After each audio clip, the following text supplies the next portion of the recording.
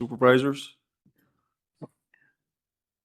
First up, we have the invocation from Pastor Truna. If everybody could please stand.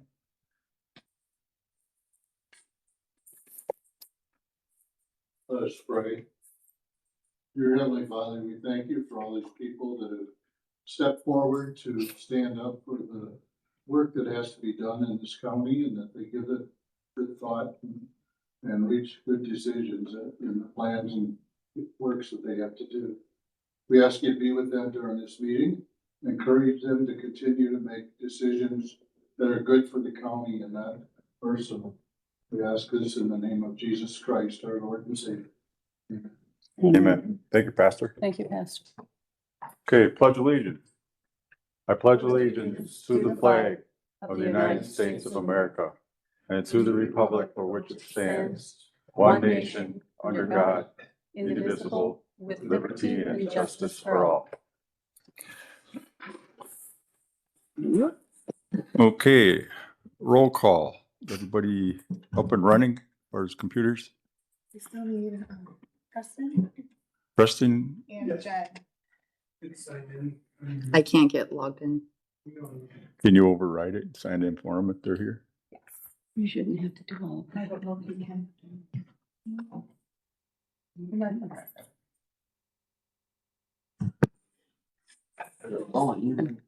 Ask them for their You do vote. want to get in so you can vote? Okay. If he doesn't get to sign.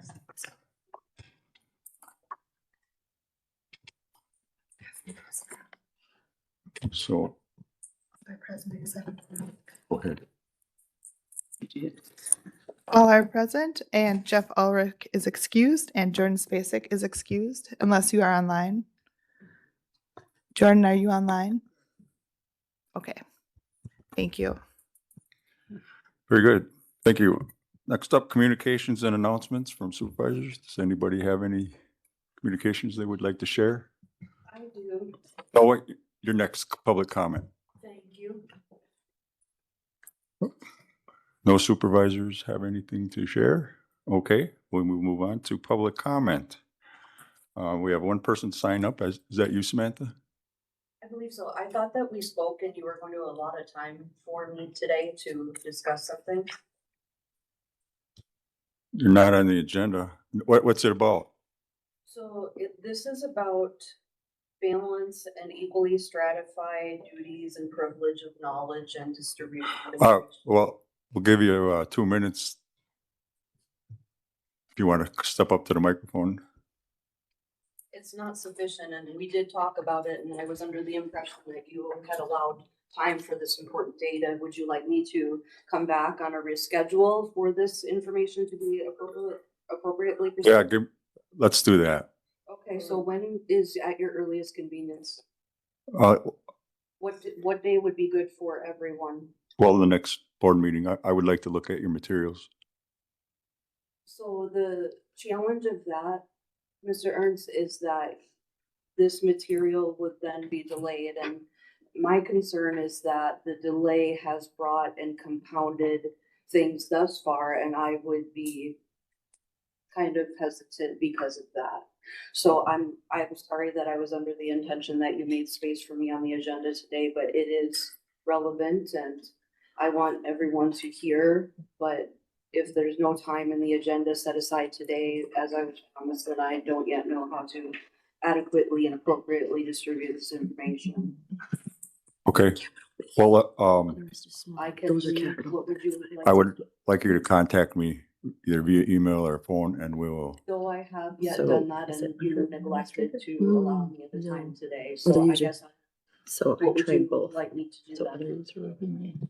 Go ahead. So you could allow for the 2 minutes of public comment and And that's not sufficient, Mr. let me Manager. finish, please. No, because you've. You talked could so allow much. for the You- 2 minutes of Okay, that's public enough. comment. Let him And speak. then Please let him speak. if the board feels it's relevant, they can with a 3/4 vote, they could waive the 2-minute rule to allow for additional time or choose to have it on a future agenda rather than postponing it. So you do the 2 minutes, you would choose as a board whether or not to waive the rule, at which time it has to be a 3/4 vote. If you choose not to, we're done. If you choose to, it goes on, or you could choose to have it on a future agenda.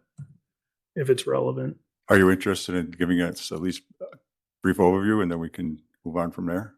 I yet feel at this time that my efforts have been not respectfully met with an open and welcoming message. And frankly, I am feeling very, what is the word that I'm looking for? Not frustrated. I appreciate your So, process, but delete. you've definitely neglected to be considerate of necessary information on many occasions. And so you further insult me, and I feel definitely mocked at this point. And I don't appreciate that. So if I called you and you said to me that you were going to make a space at this point and you haven't, I don't Mhm. want to speak out of frustration, so perhaps I should exit. And I don't know if your books are so booked or you can't make the Yeah, 'cause adequate then hit time okay. that I will be willing to come And then back in your here. password. This is not okay. And then right So. Okay, we're gonna move on. If you want to, contact me, we can, I had already tried that, sir, and I apologize that we had not yet met, so. okay, moving on. Anybody online have any public comment? *6 to unmute. Goodbye. Nobody online has, The password. Oh, Jesus. Okay. Should I just do the password? *6 if you're online. Okay, nobody. No. okay, nobody online. Next up, presentations. New password, new Number 1, password. employee recognition, Laura Paulskill.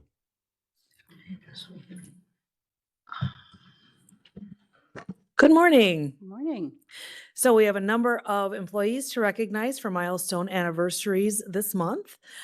Kicking it off at 1 year of service.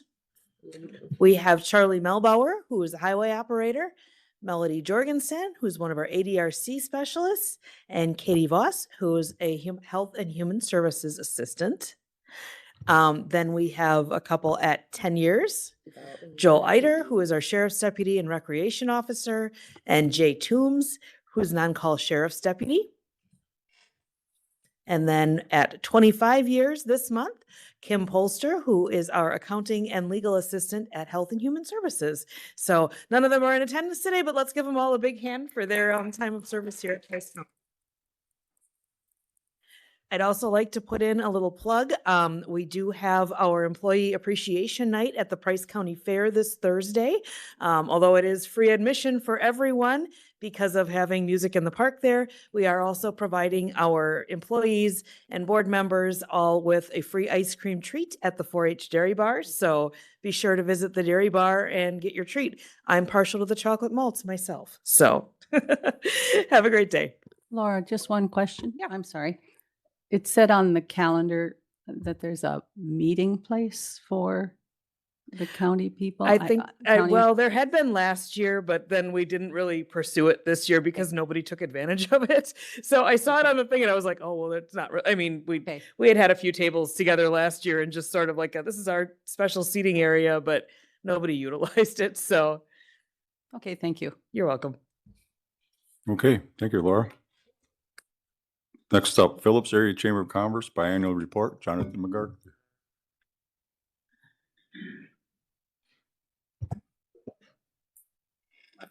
Not a problem, Jonathan. Thank you. There you go. Good morning. My Good name is morning. Jonathan MacArthur. Those of you that don't know, I am the director for the Phillips Area Chamber of Commerce. The county every year awards the chamber $30,000 with the primary objective to increase tourism in the area. From the chamber side of things, I get to be the voice of 240 business members. On the tourism side, my job and the chamber kind of work together really nicely. So most of the businesses that I represent benefit from one unique factor: bringing people to the area, whether that's a small mom and pop shop, whether that's an industry that needs families here. Both tourism and the chamber benefit from bringing people to the area.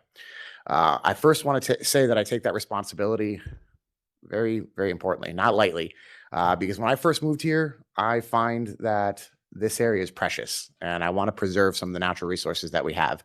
I realize that when you bring a ton of people to the area, some of those things go away. I look outside of my chamber window and I love seeing that water empty. I think it's beautiful, but we do need tourism. Some of these businesses, some of the bars, the restaurants, the lodging, even the gas stations need people driving through here.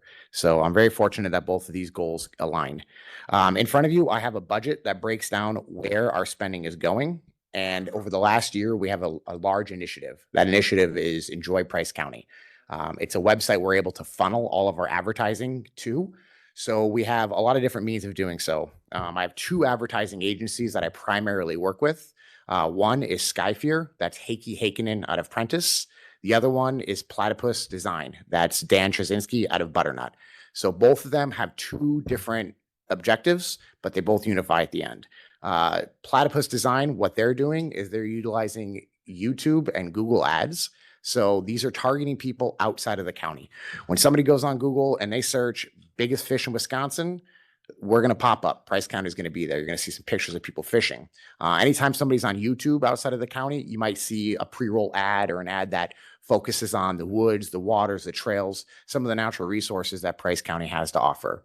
On the Skyfear side of things, that's social media. That's going to be Facebook, Instagram, TikTok to hit an entirely different demographic.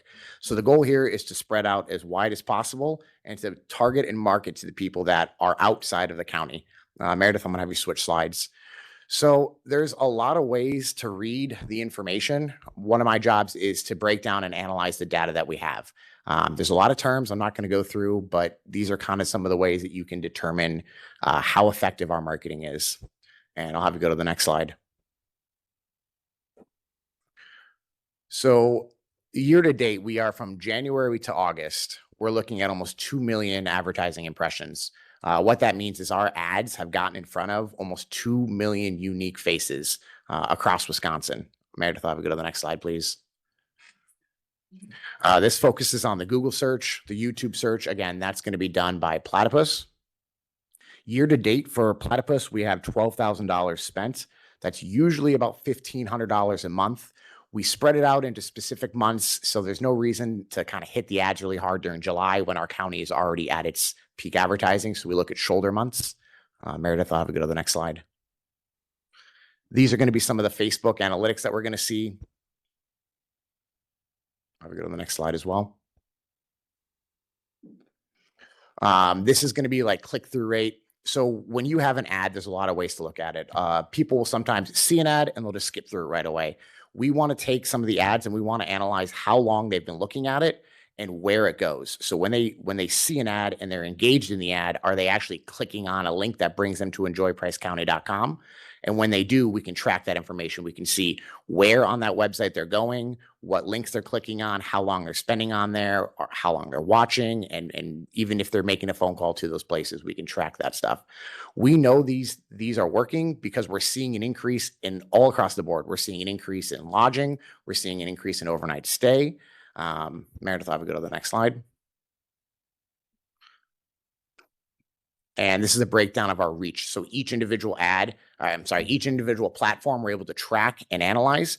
All of these numbers are from people viewing outside of the county. So if somebody's inside of Price County and they're looking at this information, that's discarded because they're already here. They're likely already spending. So we don't track that information. I do track it, but I don't include it in this report here today. Meredith, if we go to the next slide. So how do we know that the advertising is working? It's always a hard thing to quantify. The Wisconsin Department of Tourism and Economic Development calculates that about 5% of all ads are going to work. And then how they take a look at that is they say one overnight stay is equivalent to about $184 per traveler. So what we do is we take the amount of impressions, we take about a 5% take on that, and then we calculate that figure and we multiply it by the $184 per traveler that we're getting. So this is just a rough estimate of the economic development that we've seen in Price County. Of the $30,000 that we receive at the chamber side of things, we calculate that we've brought in almost $500,000 from January to August in just overnight travelers alone.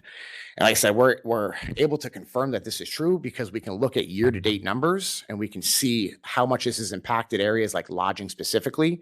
During months that they may have had a 40% occupancy rate, we're now seeing a 60 and 70% occupancy rate. So we're seeing a large uptick to show that this is actually working.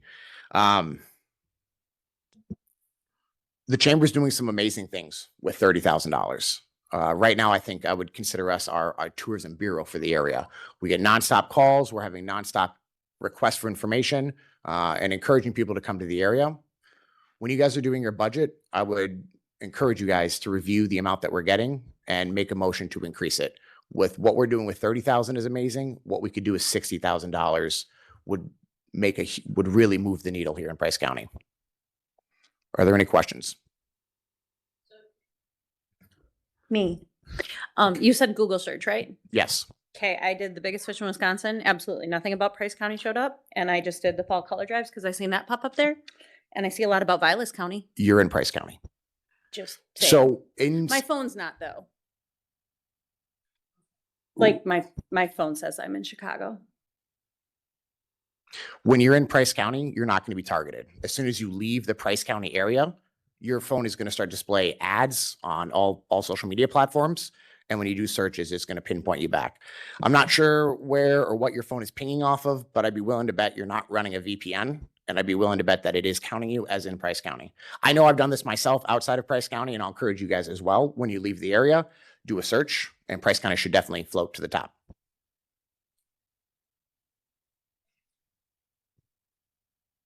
Do you have anything more to add as far as your report? I would say all things are going very well. Like I said, when it comes to advertising, it is always hard to quantify. You're spending $1. Are you getting that dollar back? It's the same thing I noticed with like radio ads and other platforms. You put this out there, you put it on TV, people watch it, but they don't always tell you they've heard it. Like how many times have you guys heard a radio ad and thought, is this actually working? That's where this data is able to show it is. And like I said, we're seeing that a huge increase in lodging year to date. We're seeing revenue increase in a lot of these areas, these bars, these restaurants. And at the end of the day, that money goes back into the families of Price County. So it's definitely working. Do you want to highlight any of the chamber's activities at all? Yeah. Specifically, maybe the one that just happened? Yeah, so there's a lot of good things happening. I primarily focus today on the tourism spending. If you look, we are trending to spend more than we get because we know it's working. So this budget report in front of you is only reflecting the county side of things. From the chamber side, we're spending nearly the exact amount, if not more, focusing on the chamber related activities to help the businesses in the area. Obviously, I think you guys see some of the events that we had. Phillips on Tap being the one, this most recent one. I project around 4,000 people were down at that event itself. That's 4,000 people that may or may not have been in the county. I suspect quite a bit of them might have been from already in the county, but these events are driving traffic to the area. All lodging was completely booked this last weekend. You could not get anywhere, and any of our hotels and any of our Airbnbs is completely booked across the board. That is just a small reflection of what we're trying to do. We're increasing advertising across all calibers, across all social media, across all avenues. And I'm noting it is working. It's putting Price County on the map. It's creating more opportunities. It's creating more economic development for the area. And the families, the businesses, and even the residents are going to start to see this. You want to touch on the extra advertising dollars the chamber received for Phillips on Tap? Yeah, so the chamber this year, we've been working really hard. We applied for a Travel Wisconsin grant, and we received a grant for $38,000 to use specifically on Phillips on Tap. I don't include that in this budget because, again, that comes out of the chamber's payroll itself or the chamber's budget itself. But we had a 75-25% match. So of that $38,000, we needed to match $9,000. So over the last 3 months, we've really ramped up the chamber side of advertising. And I would think it was working. I don't know if you guys have seen Phillips on Tap in previous years, but we had some record-breaking numbers. I think that alone shows that the advertising is working. The money that we're spending, the dollars that we're using are going to a good cause. And I think the whole county is really starting to see benefit from that. I really do believe a rising tide lifts all boats. So when we advertise and we focus on areas like Ogama, Park Falls, Fifield, it helps all of the county, not just Phillips, not just Park Falls, not just Ogama. Every area gets lifted. How's the partnership with Park Falls? It's been very good since I've been here. I think it's getting better. Anybody else have any questions for Jonathan? Comments? Okay, hearing none. Thank you for your presentation. For what it's worth, my 2 cents, I think you're doing a great job. Keep up the good work. Thanks. It takes a team.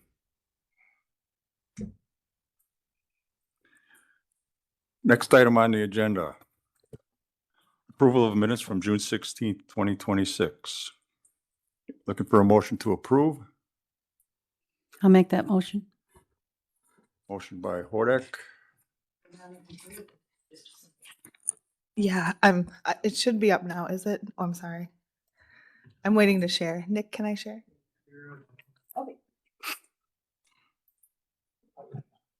Oh, uh-oh, something isn't right. Gary, can you help him? Please.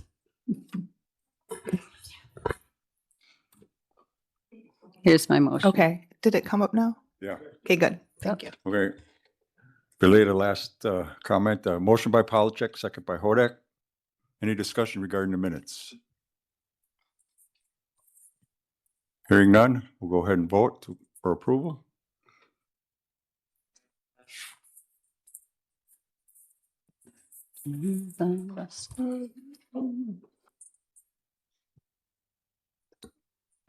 Rest of the ones have yes or no.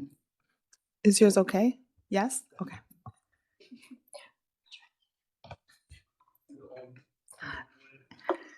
And approval of the minutes passes 11 yes, 0 no. Thank you. Okay, onward. Resolutions, first one. Create an additional economic support specialist position. It's coming from Health and Human Services. Whereas the Price County Health and Human Services is part of the Northern Maintenance Consortium, which is comprised of 11 counties that combine together to administer mandated public assistance programs, including supplemental nutrition assistance, SNAP, and so forth. Whereas the increased cost associated with the position will be fully covered by the additional revenue and will not require county tax levy, and now therefore be it resolved that the Price County Board of Supervisors does hereby approve the creation of an additional economic support specialist in the Economic Support Unit of the Health and Human Services Department and instructs the Administration Committee to develop a job description. Motion by Hodek, second by Kopish. Any discussion? So are they gonna like be able to go to the schools and stuff too, or is this just basically based out of here? Different type of position. So this is out of the economic support area. They are a consortium job where they cover all 11 counties. So they rarely leave their desk. It's like a call center. It's just we house so many of them. Each county houses so many. State pays for them. It just gives a position to your community. We do have to have a person on site during work hours because there is the availability for walk-in. But this is not a educational out of building position. Any further discussion? Okay, hearing none, we'll go ahead and vote.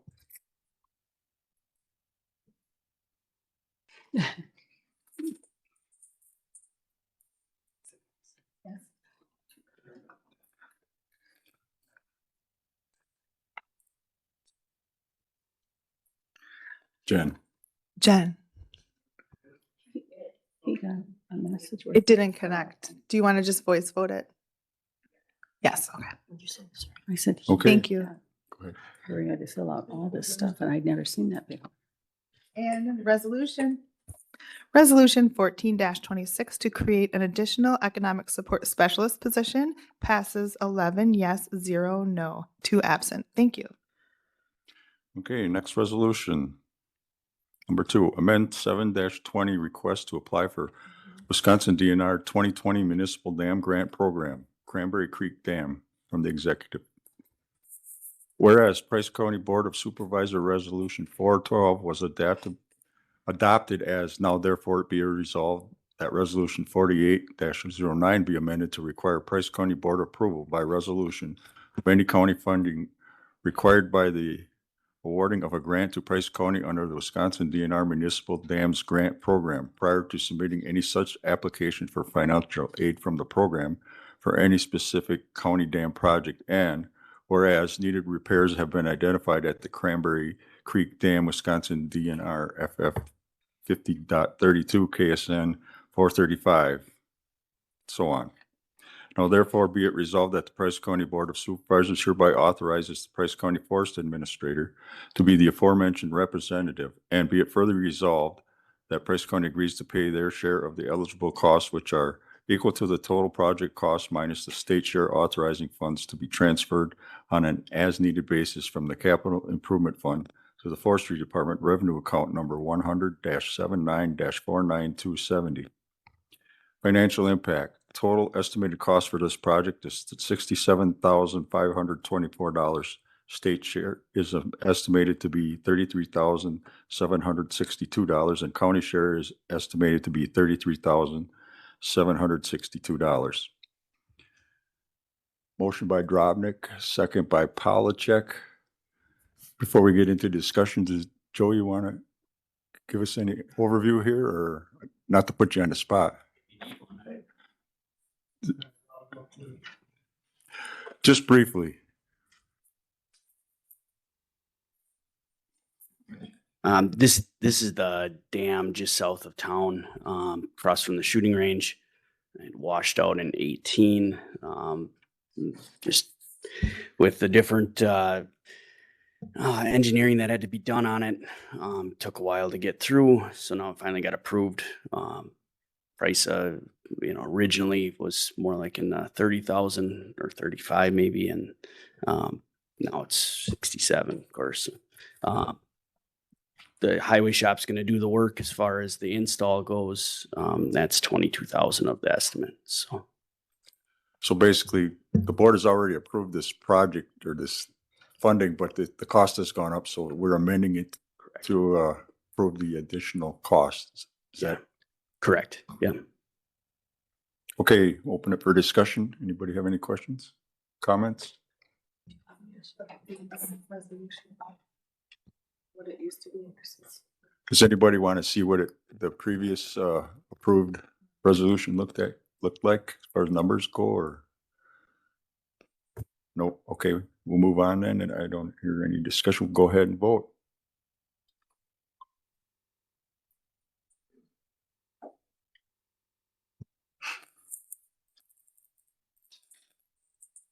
Preston, yes.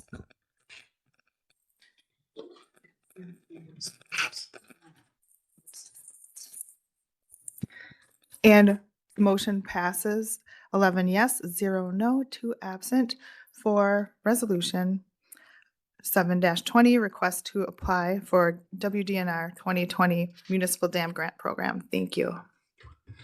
Okay, resolution number 3, Town of Fifield Bridge and Culvert Aid from Executive. Whereas the Town of Fifield is requesting aid for design and installation of one new culvert on Forest Road 136, North Gates Lake Road, and the unnamed tributary to Nichols Lake. I'm not going to try and say that creek waterway, with directions from the nearest intersection from junction of Forest Road 508 and Forest Road 136. The crossing is approximately 1 mile west, and so on.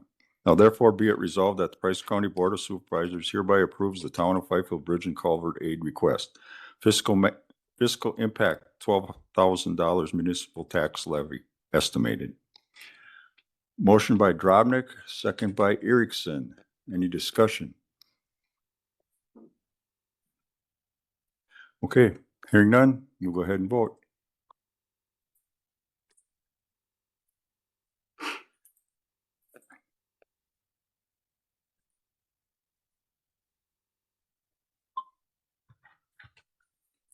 Resolution number 15-26, Town of Fifield Bridge and Culvert Aid request passes 11 yes, 0 no. Thank you. Resolution number 4, Town of Hill Bridge and Culvert Aid from Executive. Whereas the Town of Hill is requesting aid for design and installation of one new culvert on Haltman Lake Road and Esker Waterway with directions from the nearest intersection west of Highway C on Haltman Lake Road, half mile, and so forth. Now therefore be it resolved that the Price County Board of Supervisors hereby approves the Town of Hill Bridge and Culvert Aid request. Fiscal impact, $12,500 municipal tax levy. Motion by Drobnik, second by Polachek. Any discussion? It's all minutes, so just keep going. Hearing none, we will go ahead and vote. We're on the Town of Hill.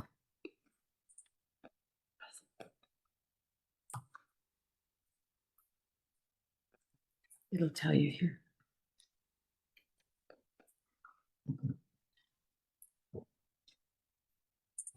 Resolution 16-26, Town of Hill Bridge and Culvert Aid Request passes 11 yes, 0 no. Thank you.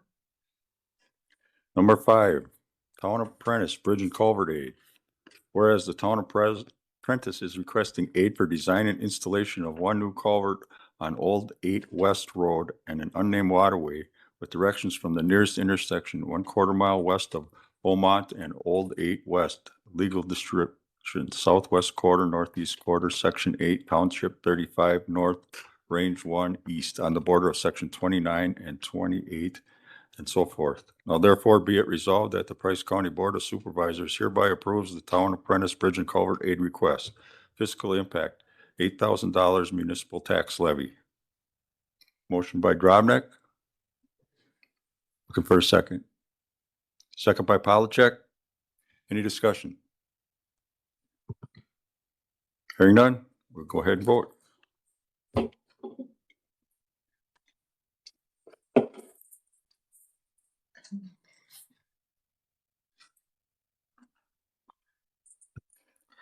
Resolution 17-26, Town of Apprentice Bridge and Culvert Aid Request passes 10 yes, 0 no, 1 abstain.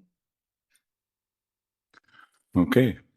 And last resolution on today's agenda, Price County Public Safety Radio System Study Phase 1, Consulting Services from the Executive.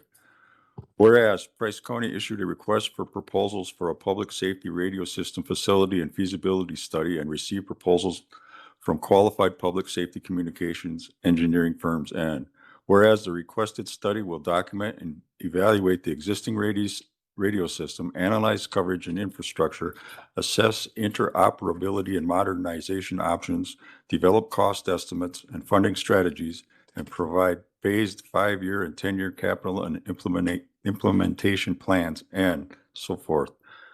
Now therefore be it resolved that the TUSA Consulting Services is hereby selected to provide Phase 1 consulting services for the Price County Public Safety Radio System project. And the county board authorizes an allocation and contract amount not to exceed $55,000 for Phase 1.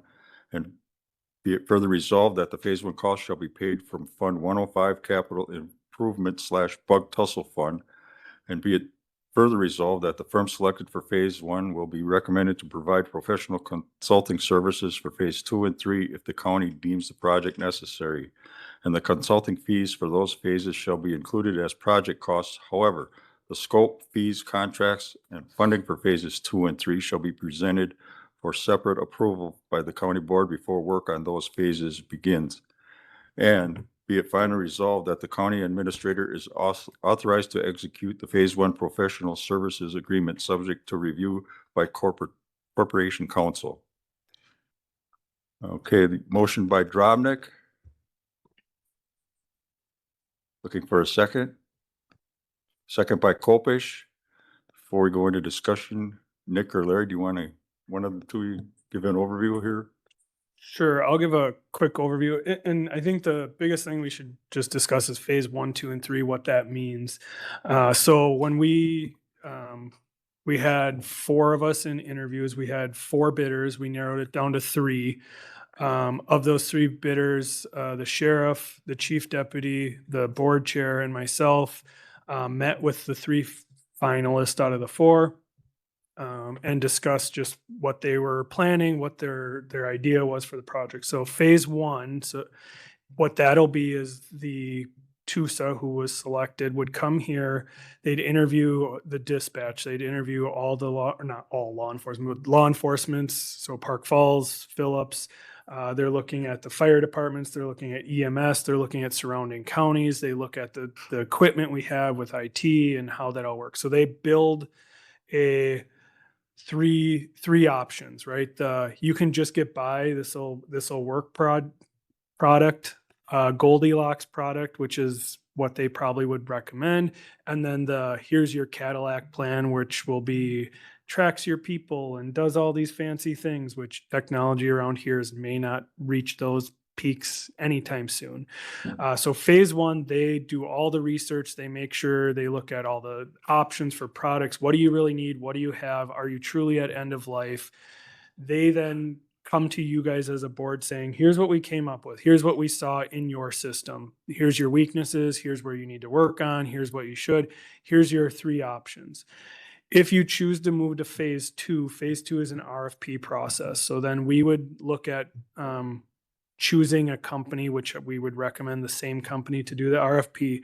And what the RFP is they all three said the same thing. It's between 100 and 200 pages of very precise equipment, very precise what we need for towers, all these things, so that when you do get competitive bids, they're all apples to apples and not, hey, if I put together an RFP that was 5 pages that said, we need a radio that works for our law enforcement, somebody's going to tell you, yeah, you need these and they're $10 a piece, where this company is going to say you need these and they're $20,000 a piece. So by doing a really in-depth RFP, you're going to get a very competitive bid and you're going to get like products that meet that Goldilocks or whichever one you choose, the Cadillac or the other option. So phase two would be the RFP process, would get you to doing the RFP, finding a competitive bid process and getting the contracts ready where they make sure there's a 10-year not a warranty, but a 10-year maintenance, because that's the biggest thing. You want to lock in your maintenance for as long as possible. They look at how the future of it all works. Okay, so then that's phase two. If you choose to sign on the dotted line at a phase two, you go into phase three, which is the implementation and getting the switch to turn on. So this whole process takes 2 years. This is not a overnight, here, we need a product, go plug it in. So we're recommending phase one through this resolution to at least get to know what we have going on here, where we're at. So it's not a salesperson coming and telling the sheriff you need a shiny new radio or you need X, Y, or Z. And they go, oh yeah, of course. And then they come to the board and go, end of life, we need shiny new. This is a third party that this is what they do every day for many, many different municipalities to tell you this is what would work best in your situation, whether it's rural because we only have 3 towers, or if you need to add towers, whatever it might be. So that's where we're at. The TUSA was out of Missouri. So they would come on site, they would do the interviews with all the different groups. One area we're going to try to work with is we'll reach out to Park Falls, Phillips, there's 5 or 6, the fire districts, the EMS districts, and say, you may want to consider looking with us at a system rather than wait for our system to go in. And then in a couple of years, you have to figure out a system. So we don't pay for the fire department system. We don't pay for the EMS system, but there's an opportunity where we could all work together. That'll be part of this phase one, is what that looks like. Any questions on how we got to this point or timing? I just got one. I want you to clarify. The ask is not to exceed 55,000, but how did it end up at 55,000 when their bid was less? Yeah, so phase one bid was 49,600 or something.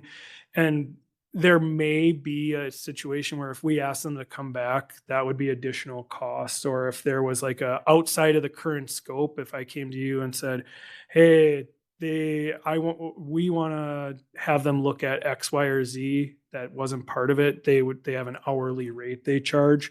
But it was one of those, if you put 49,640 and then there's the 1 hour fee or something, it becomes a logistical nightmare. And ask for more. Yeah, yep, it just takes time. With the money so this one's $55,000, up to 55,000. The contract is for 49 something. We talked about like for this year's budget, which we'll talk more, but originally it was, okay, we're gonna have to borrow $2 to $4 million to do a radio project. We don't know what that scope is yet. This is not going to affect this year's budget discussion. We're nowhere near choosing a product, getting a number, doing all that. So this first phase takes about 3 months. We probably will be discussing phase 2 in that springtime next year, which then you guys would come forward, or we would come to you as a board and say, hey, we've come up with this Goldilocks plan. The RFP is going to be approximately this. Do you want to go out for the RFP? Yep, go out for the RFP. It comes back at $2 million.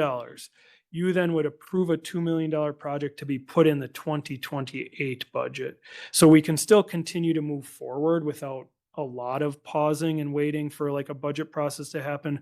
But the positive is we don't have to try to rush and guess on a number this year and affect your levy, your debt levy this year. It'll be for next fall. You'll be approving you'll approve the project, you'll approve how we pay for it next fall, which would affect your 2028 levy. So we're slowing everything down. We have confirmation that from Northway that our system's not going to just stop tomorrow and we're not going to have something and there's going to be an emergency. We do know that we're nearing the end of life. I hate using that end of life term because it seems like, oh, it's going to turn the switch off. We talked a lot about this at law enforcement, where end of life means they don't make that product anymore.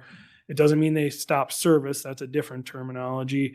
Even if service is stopped on it, there's always a third party that's willing to service it for an additional couple of years. So we know the equipment's end of life, but service life is different. And so we have the time to do this right rather than try to rush and just put something on towers that won't work for us for the long term.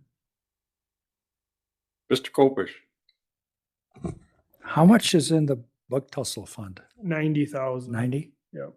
And technically this year there would be an additional 60. They give us we get 40 basis points on the remaining principal, which it ends up being about $60,000 a year.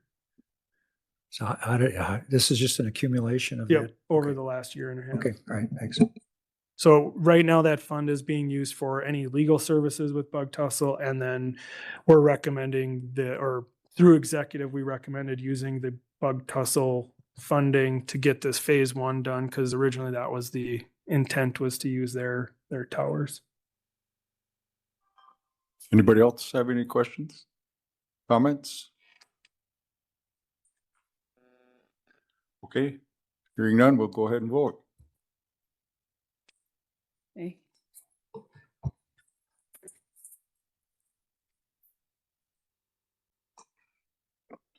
Hey, look at you. Back on.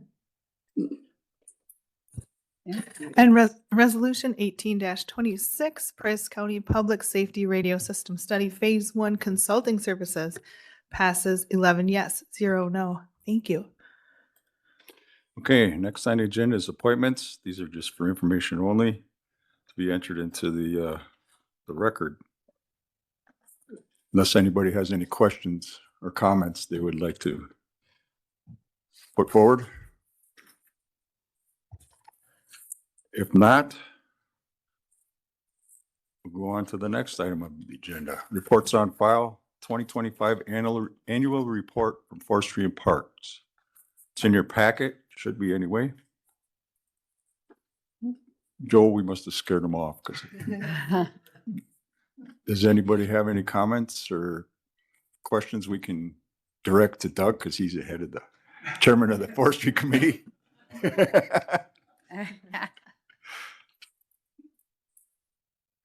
Nick, you want to touch base a little bit? Do you know anything about that utility easement that's included in the packet? I assume that's part of this report. Yeah, that was a request for somebody getting power through.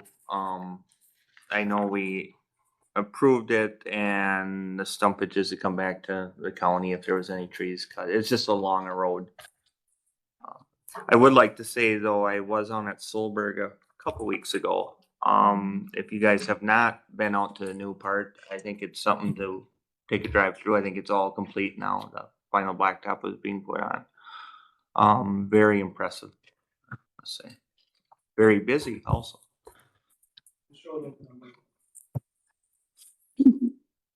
Doug, Ms. can- Hodak, Yeah, just a question about the jumping pillow. I What- may or may not have been on it. But it's very fun for the grandkids. What about it? My question is how I'd love to have seen that. How would it be maintained in our heavy snowy winters and ice? I don't know offhand. I'm sure it's gotta be deflated. If it just lays there, I don't know. You don't know. Okay. I know it's deflated. I know we have some storage out there, so I don't know if it's one of those you deflate, roll it up and store it, but they'll come It's up not with an all something. year round. No, no, activity. I didn't figure so. Same with And the- this was a question too. Does it deflate at night? No, Does- no. It stays going on. My understanding is just, yeah. And then the pickleball court that they put out there, that also can be taken apart and stored. Good. So I don't know if we will, because it's supposed to be able to stay out, but it is a mobile or removable. I did see people using that also. That's good. It's popular out there. And you? No? You were. Not no. me, no. He's Okay, not thank heading you. to Florida yet to play pickleball. Thank you. any other comments regarding the report? Okay, hearing none, we'll go ahead, accept that report for the record. Next up, Committee of the Whole, Board Chair Report. Okay, since our last meeting, I attended the WCA district meeting in Hayward on June 17th, where there was discussion on county officials' roles and responsibilities. Forward analytics present population trends, taxation explanations, and various other topics. Legislative update was given, and one of the highlighted topics was the approval of funds for SNAP to make up the budget shortfall. Also attended the Northwest Regional Planning Annual Commission meeting in Hayward, June 24th. First thing we did was election of officers, and Mr. Kopish was elected as secretary despite his not being in attendance. Well, there you go. Not technically on that board anymore because Brian is. So just, when you don't show up for something. That's right. Well, congrats there, Bob. Oh, moving on. At that same meeting, we adopted the 2027 membership levy, and basically there's no change for Price County. Talked about the fiscal impact of the Blatnick Bridge reconstruction for the Superior area. It's going to be, traffic's going to be rerouted for, I believe, over a year and a half, maybe 2 years. So they're somewhat concerned, at least for the businesses, as far as that detour. Anyway, we also had a presentation from Bill Johnson regarding the planned building of a wood biomass facility for producing synthetic jet fuel over by Hayward, and that's going to be run by Johnson Timber. Also had a roundtable discussion discussing topics like bug tussle and their lack of action lately. Had a legislative update from Representative Chance Green. And then I also attended a WCA training session along with Ms. Hodak regarding board chair and vice chair roles and responsibilities, and had a lengthy question and answer time, and including a mock board meeting that was held. Also participated in presentations from the radio project RFP vendors, which Nick referred to earlier.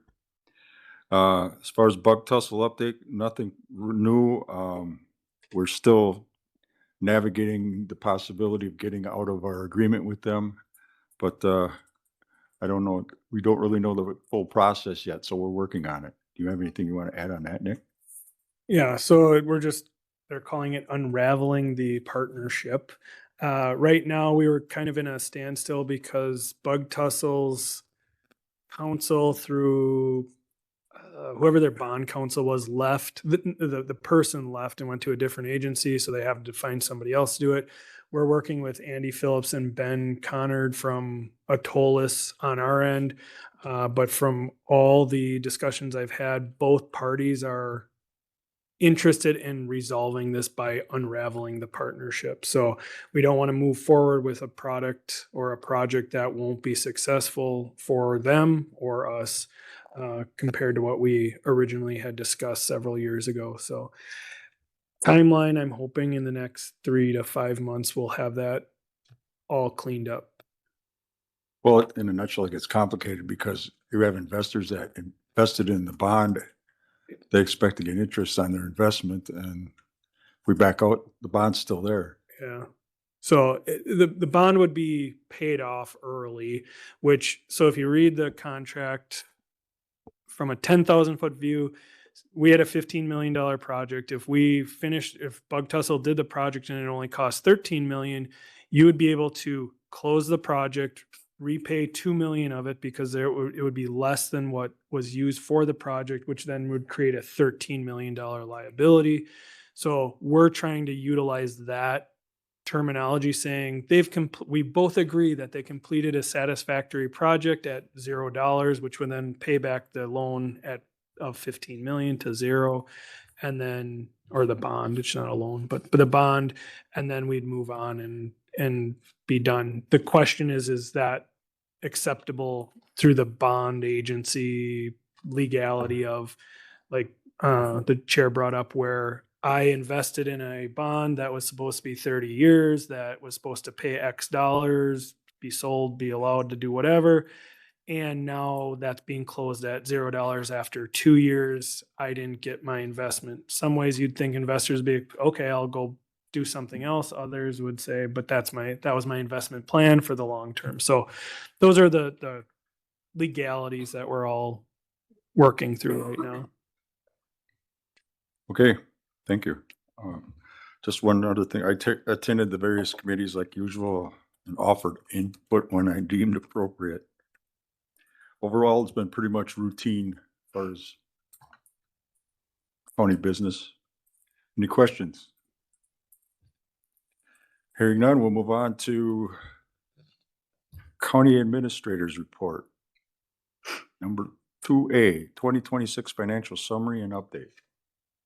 So I have two financial summaries today to just kind of share. The first one will be quick. We were just talking about the forestry and parks, the campgrounds report we do out of our office, just to kind of summarize. So this report shows us through 6 months of the year through June. So we didn't get July and August, which is some of our bigger months. But as far as revenues go, we're ahead of last year at this time by $16,000. We know it's Solberg for the most part, but there's not like a pinpoint of like, this is exactly why we had everything. But Solberg overall has been, it is up year over year at this point.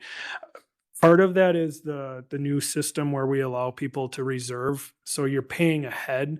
So we don't have a lot of historical data of like people paying ahead. So right now, we could have the exact same year we did 3 years ago. We just don't know it yet because people paid ahead. So the money's here, the people aren't. The only positive is we're getting paid ahead, but we're assuming with the additional sites, you're going to make more, because if you normally filled up and you have additional, you should make more overall. We are seeing an increase of out of town campers. And then the other thing we're seeing is a lot more of the Park Falls campers coming down to Solberg from where Smith Lake used to be that hot spot for the Park Falls folks. We're not seeing an increase, and we're not seeing Smith Lake has kind of plateaued, which was interesting on the financial side. Now, again, paying early and all that might affect it. So just kind of a nice report to see every once in a while where we're at, what our expenses are. And the only odd part is sometimes our expenses per park is a little off. It's not just your toilet paper, your general expenses. Like if we do a large project, like a roofing project on on a building out at Solberg, that's going to increase the expenses, meaning your net revenues for that year are going to be less. So we just look at how much revenue did you have? We budget every year for so many projects throughout all the parks. It's up to Joe and his team to decide which park needs it each year. So some years Solberg gets a whole bunch of work done. Sometimes Smith Lake. Sometimes it's Big Falls, who we don't get a lot of revenue, but it's year dependent on what projects go on. So Smith Lake, like I said, just year over year, we're within $100 going through June, which is surprising. Any questions about parks? Like a Tuscobia just costs money. Just a real quick one. Could you remind me how forestry, what's the mechanism for repaying the ARPA funds? Because we originally gave them, The carbon money. or I mean, carbon credit. Yep. So we advanced the forestry $650,000 to finish the project. Or no, that was the ARPA. Yeah, the ARPA funding. It was So we ARPA gave money, them the yeah. ARPA funding of 650. We said once the carbon credit came back, we would pay back that 650 to our general fund. So it's just a mechanism to pay that back. But right now it's paying off. It certainly appears to be, yeah, very, very nicely. Yeah. The ARPA money was extra. Yep. Really didn't pay our general fund. No, it was the ARPA was sitting there as it was technically it was in our general fund because we were allowed to write off a certain number of dollars, but that ARPA, we said we are allocating 650 to it. The committee at the time, or the board at the time, was like, yeah, we want to give the 60, but what if we had other projects? So there was kind of a trade-off that you guys could unravel in a sense if we were to get that carbon money, you could say, no, there's no need to pay the ARPA, the 650 to do other projects. You could just allocate it to other projects. Yeah, you could use the ARPA, Carbon the carbon for the offsets for projects. some yeah. other stuff that you were Yep. thinking. It was just at maybe. the time that was the verbiage everybody felt Okay. comfortable with. Yeah. Big Falls, we track that. I mean, in general, we do more work usually out there than we bring in. Tim's Hill, it's a free park. We do get donations. Once in a while, we'll get some real big ones. Like somebody will just drop in a couple $100 into the donation. But for the most part, it's expenses outweigh the revenues on those parks. Concrete Park, we don't do much out there. Or we do expenses out there, but not necessarily revenues. Any questions about the parks? And we keep that updated month to month. Let's see what I got here. So the other one we go over normally is your executive summary and where we're at for the year. We are at 58% of the year. As you can see, we've collected 60% of our revenues, so we're slightly ahead of where we expect to be on collections or amount of collected, and we've spent 61% of our year. Some of the reasons we're ahead of the 58% is we had a triple payroll several months ago, so you always have to get back down to that number. You have your prepayments on expenses, especially things like your insurances. So those are lump sums all at once. Here's your $500,000 in all your insurances. So you don't spread those out throughout the year. So as far as general fund, don't want to say we're looking good, but don't want to jinx it in the fact that we haven't had any of those big emergencies under the general fund repairs, whether it's IT, the jail, sheriff's department. We've had a couple things in the sheriff's department, but in general, we're covering it okay. No major cases. A lot of cases, no big ones that would cost us a ton of overtime. Any questions about the general fund? Also, no major projects where we're waiting to get the revenues back. You know, last couple of years, we've had the Solberg project, the bathrooms at certain places. The next one is Health and Human Services. This one, it's tough to watch, but it's starting to creep up there. So 58% of the year, we've collected 72.14% of our revenues. We do collect as we spend from the state. They give you chunks of money as we tell them what our expenses are. But we're at 67% of our expenditures, and a lot of that comes out of those high cost placements. We've had a rough year and a half of, it feels like we get out of a high cost placement and the next one shows up, or 1 and 2 show up. So that's one thing we're monitoring, but it's not controllable. It's not uncontrollable. We do our best to not get to that level, but when they do, it's between $12,000 and $20,000 a month per person for those high cost placements. So we're monitoring it. We'll see a chart later where we're farther ahead. The other thing we see is the state is doing a little bit better on not state, but just in general, we're getting our billing quicker for health and human services. So I don't know if they're updating systems or what, but usually we're about 2.5 months behind. Now we're not as far behind.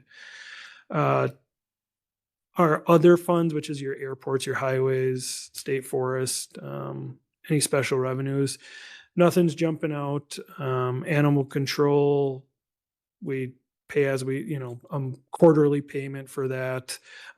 If you're in law enforcement, you'll hear that is our busiest officer with the most amount of calls and cases. It adds up real quick for our humane officer. Highway, we had a decent spring, so we didn't have a lot of overage there. So we balanced out through the summer. So hopefully going into the fall, snow doesn't start until 2 days before Christmas. So you can have your snowy Christmas. But other than that, no rain, no ice, and we'll be good. Put that order in. Yeah, every year. It's just no one ever hears Nobody's me. listening. We'll do it for all the municipalities too. You're welcome.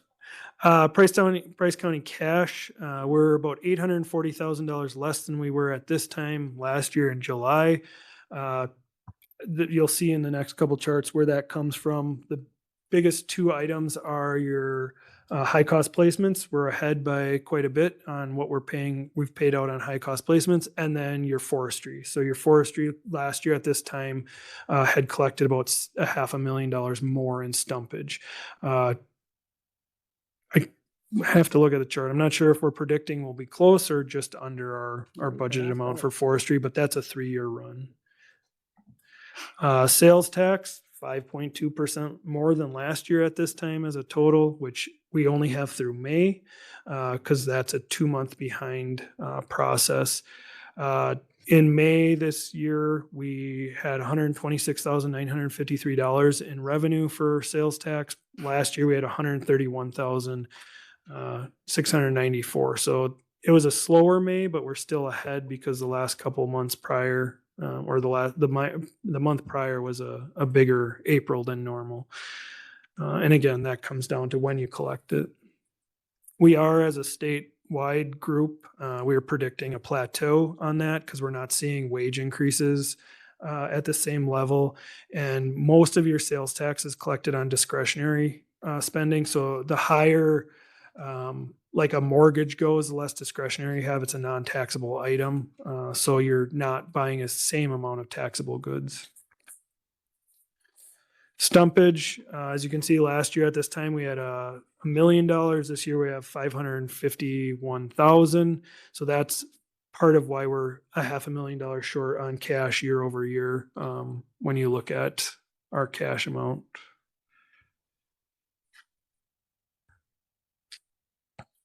High cost placements, this is where we're above again. So you add the 2 together, that's already $750,000 of cash that you're short. So last year at this time, we were at 344,000. This year through June, we're at 573,000 in high cost placements for children and youth. In past years, we've been lucky where high cost placements in AODA or behavioral help usually offset each other. They kind of, one's high, one's low. This year, they're just both kind of creeping up to that higher level. So we're at 208,830 for AODA high cost placements, where last year we were at 175,000. Health insurance. This is one we monitor because we're self-insured. So we pay as we go. And then if we hit certain high costs, we get reimbursed because we have insurance for that. This year we started the year at negative 79,000. We're at a positive 66,000 after the first month. So really we started the year at negative 281. We're at positive 66,000, which is a good thing, because then next year when we look at health insurance, we're not looking at the same increases you're seeing across the state. So state health insurance, I think, was 17% or 14, I can't remember. So if, like, for our budget, we budget approximately 2.5 to 3 million. If you add 14%, that adds up real quick.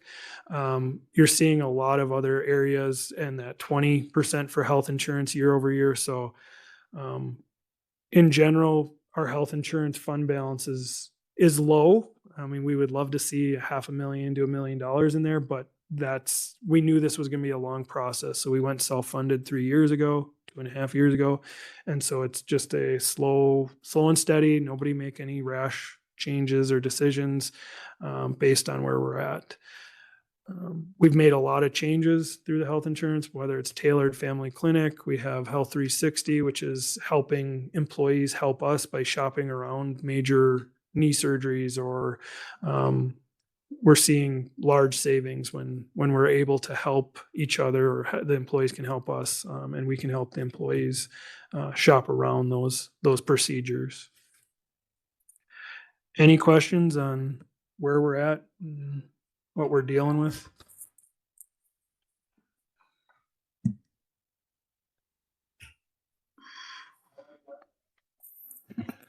Okay, next up, 2027 budget.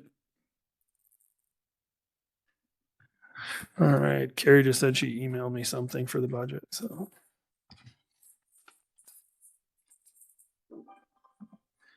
so either way, we've talked about the budget at the executive committee. We didn't hand out a budget yet. We're a month away from actually handing out here's the line by line. We're just finalizing getting everybody's requests in, and where we're at. So each year we have our levy limit. So if you're new at this, we're capped at a levy, and then what we get to increase that by is a thing called net new construction. That net new construction is if Quick Trip builds, the state comes and goes, okay, that value of your equalized value went up, and they do a thing. We average just under 1% new construction per year, which is, we're not in the top area of the state. It's usually around 2 or 3, and we're not at the bottom either. But where we're handicapped with that is our health insurance, for example, if it were to go up 6%, which is kind of the industry standard, on $3 million, we don't even cover that with our net new construction. If we do a wage increase, a 1% doesn't get covered by that net new construction. Gas prices going up for your vehicles barely gets covered when it's the highway trucks, right? So net new construction is the one where we can increase our levy. So then we have a spreadsheet, we increase it there. But we go through right now, we're about $500,000 to $1 million over budget. So our operational budget is about $500,000 to $1 million of requests over, and that includes, based on discussions with admin and the board chair, a 2% wage increase across the board. And we have a wage schedule, we have a market rate. We look at the market rate and say we should increase that by 2%, and then people fall on that scale on how they get their wage increase. So right now in our budget, we have a 2% increase for wages across the board. We have a small increase for health insurance just to make some adjustments. And those are the big things for employee benefit type stuff. If we look at where our major issues are happening this year, it's IT. So for example, our radio system, we had a 10-year agreement. That agreement, or might have been a 5-year. We had a long-term agreement that our maintenance per year was $36,000 on our radio. That ran out, so the contract comes in and it's now almost $80,000 a year. We have servers that used to cost us $3,000 a year, and now they're $8,000 a year. We have Licenses, so every computer we have, everybody has email. We pay a monthly fee for that. That used to be about $1.25 for an email address. It's about $5.25 a month now for those type of things. So that's where we're eating up our budget hand over fist. It goes real quick, and the state says you're capped, so figure out where you're gonna come up with that. So right now, one of the biggest things that we'll be discussing at executive is with this overage, we have an option to take all of our not health insurance, our liability property insurances and borrow for them. So a borrowing levy is outside your levy limit. So we can take our insurances for liability, it's 400 some $1,000. We put it on as a debt. We can borrow for that, and then it opens up $400,000 of operational levy. So that's one area we're going to be discussing. It's a mechanism we have to work with our operational. We can also look at any highway construction that can always go on to debt levy. The biggest problem with debt levy is you as a board have to approve it every year with a 3/4 vote. So one year your board might go, sure, this is a great idea, let's move it. And then 2 years later, I bring that back and they go, nope, we're not borrowing that $500,000 for your insurances, figure it out. Now we have to put it back in your operation and then figure out operations. That becomes very, very difficult because that's where you have to start cutting or adjusting programs. A lot of our programs were down to these are mandated. Now, the biggest change you can make is yes, they're mandated, but at what level? So when I say what level, we went through this with child support a couple years. Well, it's been 10 years now, but we used to have a service level. The state says you can do a case in 90 days. We used to have a service level that was less than a week, right? So you came in, you got talked to, you were taken care of within 48 hours, if not sooner. So we rearranged that department and said the state it's a state funded area, it's state mandated. We know we have to provide the service. How do we look at this at a funding level? And so we went from 3 caseworkers down to 1 caseworker. We have a director still. We have a financial individual. So we went 3 to 1. We now match more of what the state rate is for case numbers. We're still a little light on that, but it works very well. And so we then saw a savings on how much we were paying because the state only pays so much. And then you can get bonuses and things like that to cover your total costs. But we reduced the levy portion to come down closer to what the state pays you up to by saying instead of doing it in a week, we now do it in, I don't know our general timeline, but 30 days or 50 days. I don't know what we're at. But so those are the type of things. I pick on highway, right? We go out at X time of the day to go plow the snow. The highway committee can make a policy that says we don't go out until 10 a.m., right? So you're going to save hours of work. I say this as everybody laughs, but I'm saying it in an extreme way to show that those are how you can change your procedures with still doing your mandated services to save the dollar, right? To make up that operational cost. We're already pretty lean when it comes to most, if not all of our services. So we have a $500,000 issue that we have to figure out what that looks like at an executive committee meeting, and then it'll come to the full board for discussion. But we have till November to finalize that budget process. Those were the big things, was the wages, the health insurance is looking good. I remember the last one. So our debt levy. So every year you guys have to 3/4 vote, decide what our debt levy and what projects we're going to be doing in it. Positive is this year we don't have any TJ projects. We don't have any IT projects. We don't have any buildings and grounds major projects where we need $1 million to do something. What we do have though is the insurances. But then highway has put together a list of equipment. So we have 3 lists out at the highway. One is your equipment fund, your 5-year equipment fund. We have a equipment fund for that, where they use their depreciation, they use the sale of equipment, and they're guaranteed 1 salt truck or one dump truck. Of that, there's usually a little bit of money left over that they can buy their patching trailer, their other equipment, some pickup trucks if needed. So we don't leave that decision making. We leave the list of equipment that comes out of the equipment fund up to you guys as a budgetary decision, but we put in place 10 years ago, 12 years ago, whatever it was, this equipment fund so that they could get a truck. Because if we stop buying trucks, then we get really far behind and then you're going to have a problem in 5-7 years. So they got this fund that really covers a salt truck on $380,000 these days, where they used to be a little cheaper. And then some of your general pickups.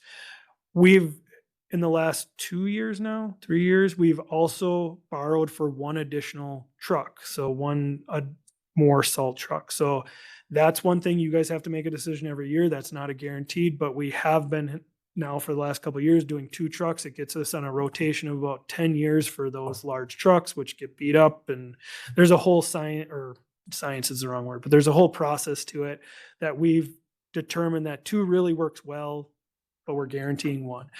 They've now come forward, and then they have a building fund, which same thing. They have a fund balance that helps them maintain their buildings up there, whether it's equipment in like heating or flooring or roofing or things that we wouldn't have to borrow for. They've now come forward with this year a yellow equipment request or list, right? So we're talking front loaders, graders, I don't know, gradalls, all kinds of the yellow equipment, the bulldozer type stuff. And so that's always historically been really difficult to purchase at the highway because you're focusing on your trucks, you're focusing on these other things that do the day-to-day, but we still need this other equipment to do our construction. And historically what we would do is we had a really good winter and we normally budget X dollars for winter maintenance, and we had a positive $200,000. Their fund balance grew. Can we use the fund balance to buy a $300,000 loader? Yep, we go through this whole process.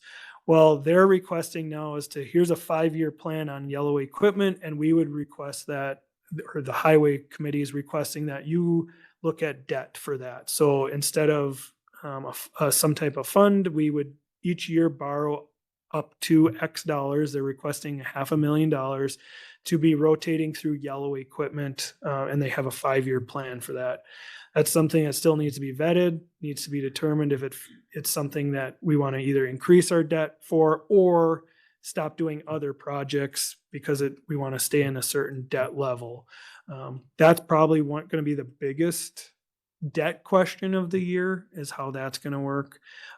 Bridge and culvert aid, you guys keep approving bridges and culverts, then that will not slow down because there's a new state program with matching funds for these municipalities, which has been a very successful program. This year though, our actual bridge and culvert aid levy will go down because we had an overcharge 2 years ago, I believe it was. So we have a whole bunch of projects, but we had funds available to offset that from prior year collection. The library services based on 80% is going down slightly, but that'll be discussed at the next executive committee meeting at what percentage, because the library plan allows for you as a full board during the budget process to determine what percentage up to 100%, no less than 70%, what you want to reimburse the library circulation. Other than that, we're not getting a lot of new state aid or money. I don't want to prolong your time, but the levy limit, and we had a discussion a little bit ago, is why is the state being so tight on that levy limit? You know, we've been doing this for how many years? 1% a year. You know, inflation's way higher than that just for your operating costs. Why won't they move that levy limit and push us into borrowing? So I think there's some new members. That don't So really understand if this you're whole new issue. to the board, we have been under a 0% levy cap since Doyle. It was before my time. So for a long time, the state has taken away your ability locally to determine whether or not it is important to you to raise your levy to provide services to your citizens. And I say that in a nicest way possible, that they want local control, but they don't want to give you local control. And our argument to the state is, if this board wants to raise taxes by 10%, the voters will determine whether or not that was the right move every 2 years.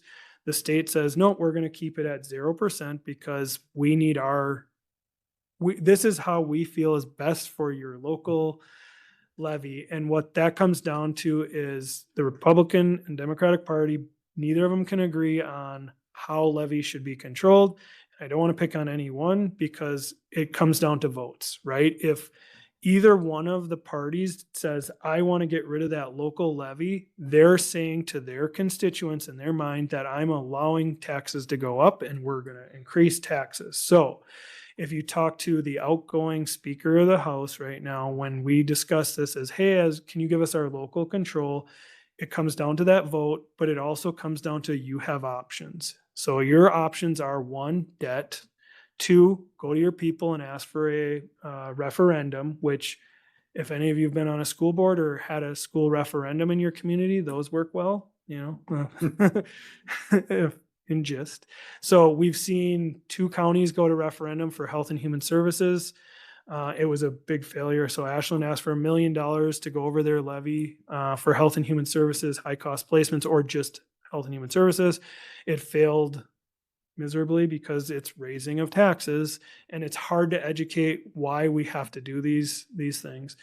The second was that the most popular ones, there may have been more out there, but St. Croix County last year or 2 years ago went to referendum, and they framed it as, we are increasing our law enforcement presence, we need more officers, we need this, and they were successful on a $1 or $2 million levy increase, which was one of the first that I'm aware of that they were successful. It came down to law enforcement.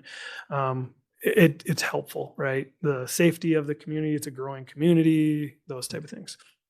But ultimately, the state legislators are not going to bring forward a legislative change on that, because it's not a popular opinion it's scary for local citizens to think that our taxes could be out of control. They can raise whatever they want, when really we're just trying to operate. And if you follow our levy over the last, well, I've been here 15 years. So if you follow it over that length of time, we've averaged probably a 6 to 7% levy increase. The mill rate changes, it's actually gone down because our equalized value goes up, but we've raised our levy some years. I think one year was 13% or 11%. And we get a handful of individuals that come forward and say, oh my gosh, this happened.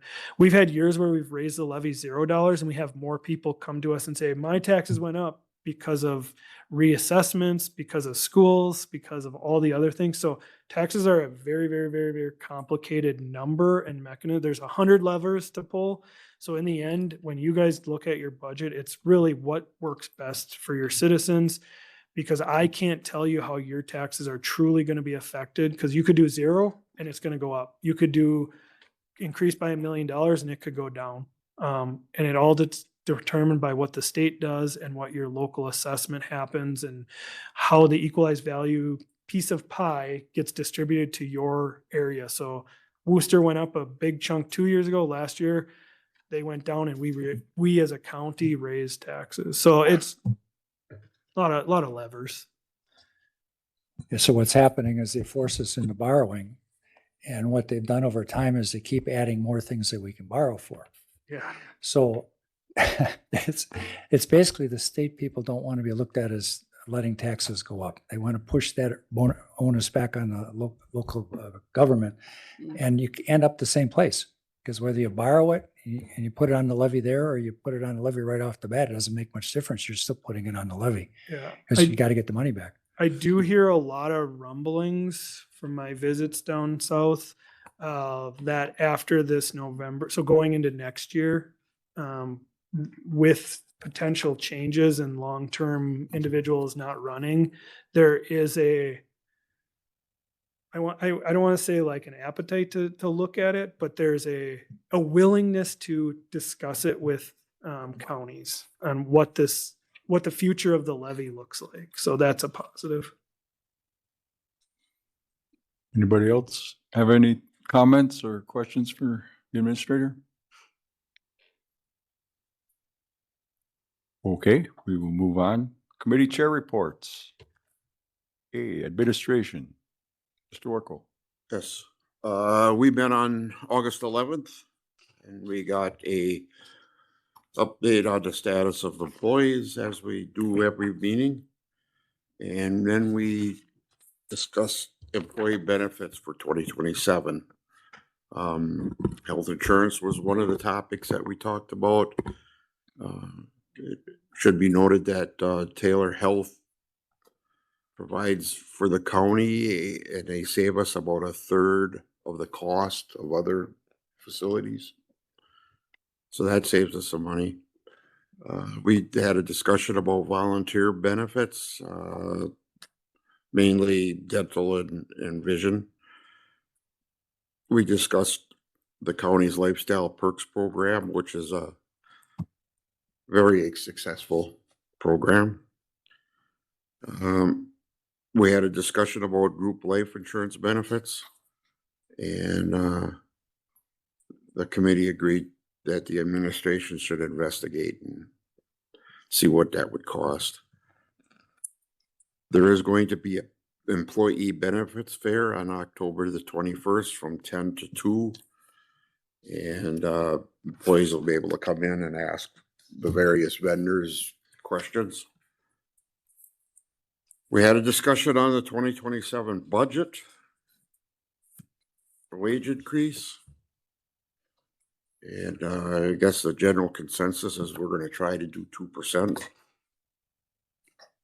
And then last, we had a discussion about AI. And we instructed the staff to come up with a new policy for AI. And we also discussed having that revisited once a year at a minimum because it is rapidly evolving. Our next meeting date is scheduled for September the 8th. Is there any questions? I just have one. AI, Yep. like you say, it's constantly evolving. How are we using it now? How are our employees using it now? Yeah, right now we've very, very limited. So between TJ and I and Melissa, we have not purchased any corporate, well, we haven't done a broad corporate purchase. We are trying to figure out how we're going to use it and what we're going to use it in what capacity. So we've talked to the department heads, we've talked to employees that right now it's not to be used for general use. We have a couple departments that we're working with that, okay, you can, with permission, we'll let you try X, Y, or Z or work on it. We're very clear to employees that you don't put personal information in there, client information, because we don't have those corporate accounts. And the reason we don't have those corporate accounts, they're about $30 a month per person. So we have, I want to say 2 or 3 accounts. I'd have to look at what we get charged, but I have corporate accounts to be testing. TJ's got one because we're building some stuff out with that. I believe Melissa has access to one. So right now it's very limited. We don't Copilot or Chat GPT. We have one Chat GPT that TJ and I share to use that as a secondary learning experience. Well, ChatGPT is very useful for like maintenance items, how to fix things or. Yeah. And yeah, Josh. Other than other Google. things, but I mean, yeah. Josh's group probably could. Yeah, eventually we'll be working on it. Our biggest fear is if someone, because it is a great product to say, hey, I need a mailing list or a letter written and then a mailing list. Well, the second you drop in all those addresses, they are out in the world if it's not a corporate account and not a protected, if you turn off all the learning and all the stuff in the background. So TJ and I have presented at a couple conferences about some of the work we are doing with each other on. The biggest thing is we're trying to build a TJ. So we know TJ has 20 plus 30, almost 30 years of knowledge. He has a lot of stuff we need to make sure we understand and know if and when his time comes to retire. So what we're trying to do is is make a TJ 2.0 or a TJ Junior or whatever you want to call it. So we're using all of his computer system to learn who TJ is, what he does, how he solves problems, how he's solved issues with a server, all those things. The problem we're having is it homes your files, your 30 years worth of files so well that even if you tell it not to do certain things, like don't give passwords, don't give away our server schematics to somebody or things like that, if you're convincing enough, you can get it. Or we say, don't give, so he has passwords somewhere. Hey, chat, don't use this file because this is where I keep stuff I don't want you to learn.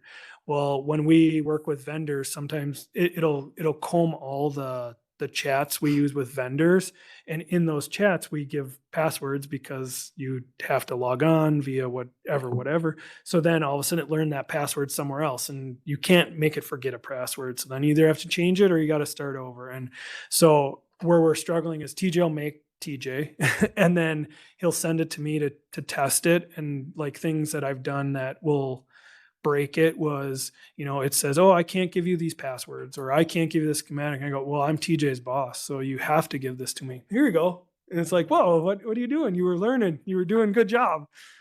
So anybody could have said that. It's not just that Nick on the hierarchy of the table says I'm in charge. So it's been a fun experience. I've gotten, Paul, I think you've seen us present or been at an AI type thing. Yeah. We presented to it was like 30 counties and all their IT staff and health staff and everything in Wausau. It's been a learning experience. I don't think we're there yet. It would be a great tool for a lot of little things, but right now it's not going to create an efficiency to save us money that we can spend $30 a person on. Any other questions for Nick or Mr. Warco regarding administration? If not, move on to the executive committee report. First of all, disclaimer, I was not here for the last meeting on August 13th. I did watch the video, so I'm going to highlight it. And Ms. Hodak, if I miss anything or you want to add anything, Go feel free ahead. to break in, Go for unless it. you want to give the whole update. Let's see what you remember from what you watched. Okay, here we go. Treasurer gave her monthly reports. There was no meeting last month. Back up for just a second.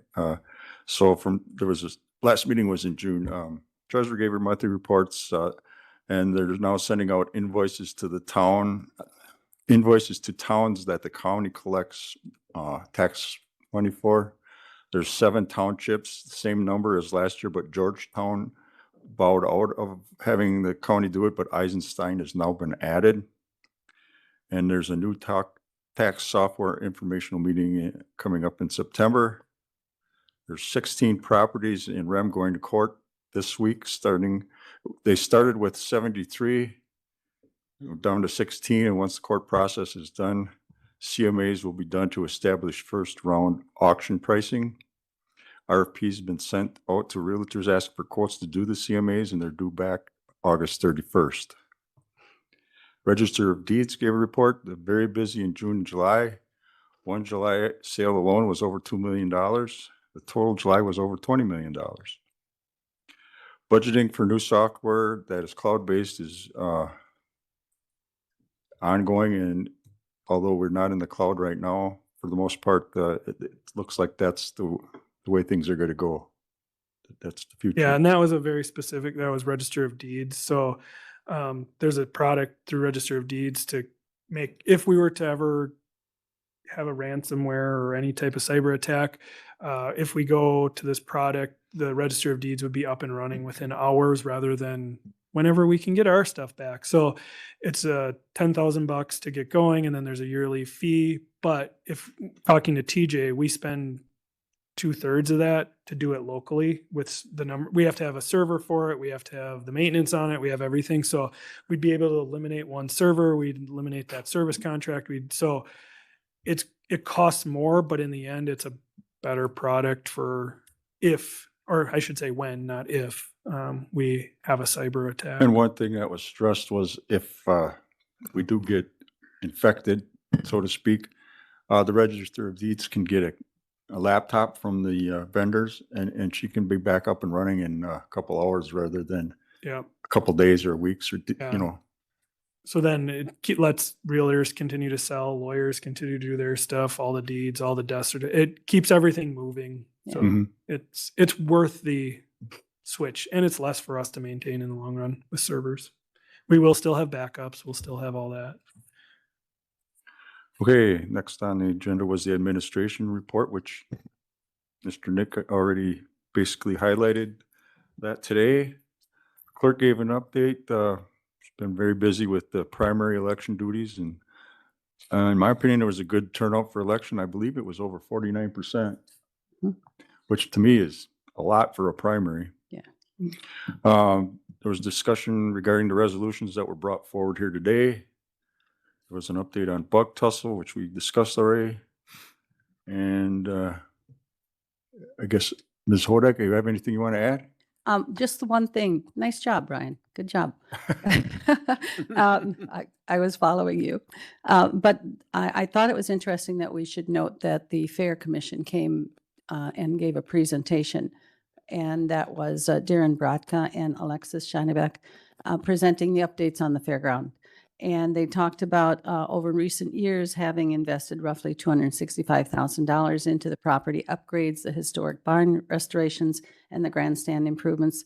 There has been increase in their new attendance. Sponsorships are growing every year, and Price County Productions has received compliments on their updates as they make improvements to provide an increasingly better event for the county. And this is something I think we all should know, because with budget coming, they are requesting additional funding for the county, from the county, which currently we allocate 20,000 towards the group. So that to me is just, after we hear the chamber asking for, and now the fair. So things that we need to think about. Thank you. Thank you. Thank you for running the meeting. No problem. Any questions regarding executive committee report? Hey, Brian, Amber Reberg was here too on behalf of that. Oh, Oh, yes. Amber, gosh, thank you. Thank you. Okay, moving on, forestry and parks, buildings, grounds. Mr. Erickson. We did not have a meeting this month, but I would like to note our stumpage. A lot of times in the summer, you have wet conditions or whatever, that stumpage is low. Well, that is not the case this year. I think in our forestry is kind of on a different movement, and so it'll be interesting if our stumpage comes back. Yeah. We haven't had a meeting, so I don't know if we have a lot of. I think we have Active cuts. four active sales Yeah. going right now. So that adds up quick once you actually start getting the bills in or the money in. Yeah, just something to watch, I think. Anything else regarding forestry from anybody? Okay, hearing none. Health and Human Services, Ms. Hodak. Okay, so we met on August 12th, and it was an afternoon meeting. We don't normally have those, but once a year we have to, because we have public participation afterwards. So at 4 o'clock we had a meeting, and then 5 o'clock was public participation. At the meeting, committee appointments, we now have a new board member, Stacy Pomeroy. She will be from 6/2026 through 5/2029. Stacy Pomeroy is a new nurse as well as a new member of the HHSB. We're glad to have her on board. We had an opioid committee update. I'm just going to give you that as well. We have met 4 out of the 5 allotted meetings right at this point.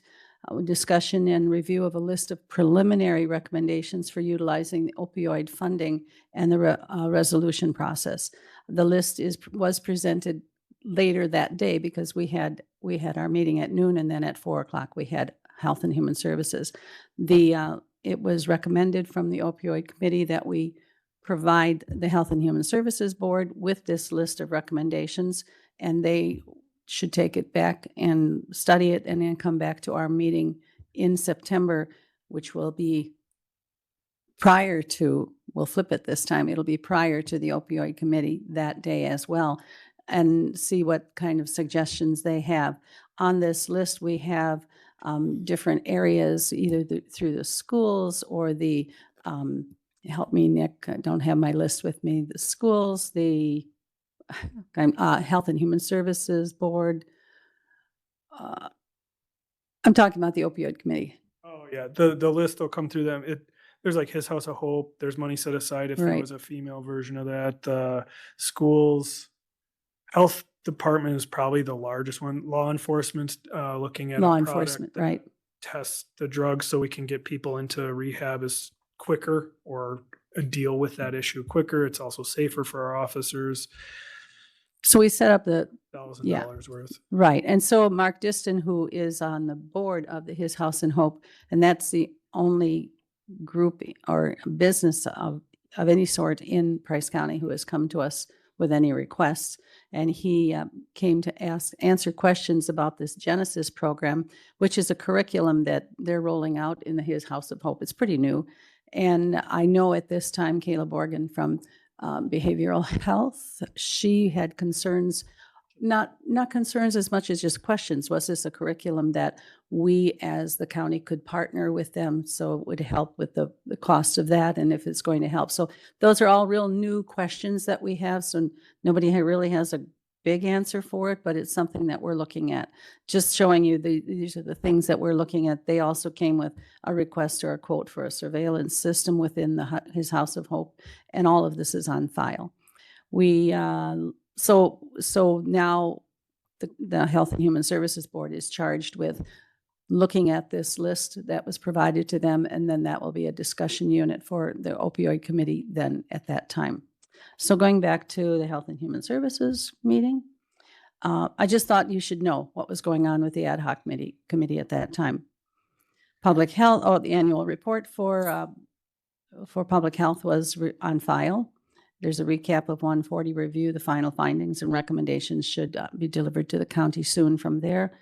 Children and youth recognition of foster parents. We had Jasmine Marlenga, the foster parent coordinator, recognized a local couple. Their names were Christina and Dennis Connor, and they were finally retiring after 38 years of being foster parents. I know, that's pretty impressive. And so they were presented with a plaque and a cake for all, which was fun. It was interesting talking to the couple after the meeting and the stories that they had and the connections they still had with those 38 years of foster parents. So it's pretty impressive. So we thank them very much for that. And then I guess that was really all that was. The next meeting will be September 9th. Thank you. Any questions for Ms. Odick? Okay, thank you. Mhm. Next up, Highway and Transportation, Mr. Polachek. Thank you. The highway crew assisted Lincoln County with paving on County Trunk Highway YY with 8 to 11 haul trucks per day for 18 days. They replaced large culverts on Springs Drive for Town of Wooster Bridge and Culvert Aid, and one on Forest Road 149 for Eisenstein Bridge and Culvert Aid. Completed mowing on all state and county trunk highways. Changed 13 culverts on County Trunk D in Brantwood and paved the cuts. They did bridge repairs to State Highway 13 bridge at Old 8 in Prentice. Routed and filled cracks at Smith Lake Park, Courthouse, and the normal building parking lots. The crew hauled 14,000 tons of crushed gravel for lifts on County Trunk H and 10,000 tons for lifts on County Trunk D. They also staked H and D for construction, graded, and compacted behind the pulverizer. The shop report. Shop is catching up on routine maintenance and repairs. Buildings and Grounds installed a new roof on our sign shed. The shop is starting to go through V-boxes for this winter. We have 2 new plow trucks at Scott's Repair in Wausau waiting for body builds. The plow equipment is scheduled to be delivered in September. We still have a shop mechanic position open. In June, at airport, in June, the BOA inspection that they do every 3 years was done. Hal Davis let us know that they have some runway approach and tree obstructions that we need to take care of. We're starting the process with the help from Carl at Becker Hoppy. On July 14th, Colin Davidson, our BOA project manager, informed us that the crack filling and top coat project is happening next summer instead of this year as originally planned. Air traffic was crazy while gas prices were low, but we have since sold out and returned to normal traffic flow with normal fuel prices. The annual Hamburger Fly-In Social took place on August 13th. Dams. The status of dams are overall good. Summer maintenance of mowing, tree brushing is done as needed. With low water levels, minimum flow checks are being done due to lack of normal summer rainfall. Job's Dam water level is now 3.5 inches lower than normal, with Weimer's Dam being 3 inches lower. Prentice being 5 inches lower, Sailor Creek 3.5, Solberg 4.5, and Musser being 3 inches low. Now pay attention, there's going to be a test next meeting. Weimer's Dam safety inspection was completed by Becker Hoppy. The report reported that the dam is in sufficient order with the directive to monitor rodents burrowing in the embankment. We are monitoring concrete deterioration on Solberg Dam, some minor patching of concrete cracking and spalling to be repaired this summer. Our next meeting is September 2nd. Are there any questions? I have just one. How did they measure the water level in these various lakes / reservoirs? Because our lake is more than 3 inches low. Tape measure. Why just, where do they, go ahead, Mr. Bracca. I can speak to that maybe a little bit. Thanks, Joe. So on, so on every dam, there is a gauge on the wall that shows them what the level is of that impoundment. They also have electronic monitoring through their phones so that the dams keeper can see what it's doing at any given time. However, the level at the dam is not going to correlate with the level at a specific location because of the topography of the lake itself. So if you live on a flat, the good example is Wilson, on the backside of Wilson all the way to the back. It's a flat area. If it goes down, which Wilson is controlled by Job's, if Job's goes down 4 inches, that 4 inches may be, you may lose 6. So it doesn't correlate because of the topography of the lake. The other thing you have to look at is on your shoreline, if it travels 18 inches, it depends on how steep your shoreline is. So if you have a really steep shoreline, yep, 3 inches is only going to move 5. If you have a really long, shallow shoreline and it goes down 3 inches, if this 3 inches or 6 inches is going to look like 24 inches of shoreline seeing. So people go, oh, my water lines or my water's down 2 feet. It's actually only down 3 to 4 inches. It's a real, like you said, the where spot we use is at the dam, but wind, water flow, all those things. So wind can, on a straight line wind for a lake, can push 3-4 inches higher on one end than the other because it's just the pressure of the wind happening. You'll see at Lake Superior has the biggest, big changes with wind. Okay. I haven't personally had any phone calls on the lake levels. Have you? No. Have you, Nick? We saw a little bit of rumblings about why are we letting any water out, but there is regulations. I was on just going to say there's how certain what is it, CFP, CP, CFM. CFMs. There, you have to allow so much water through because otherwise, if you dry up a whole area, that would be bad for the wildlife. So there's a minimum water pass through that you have. Okay, that answers my question probably way more than we needed to know, but we're all educated now. Any other questions regarding law enforcement? Yeah, Mr. Polachek? Mr. Polachek? Kopish. Do you want some phone calls?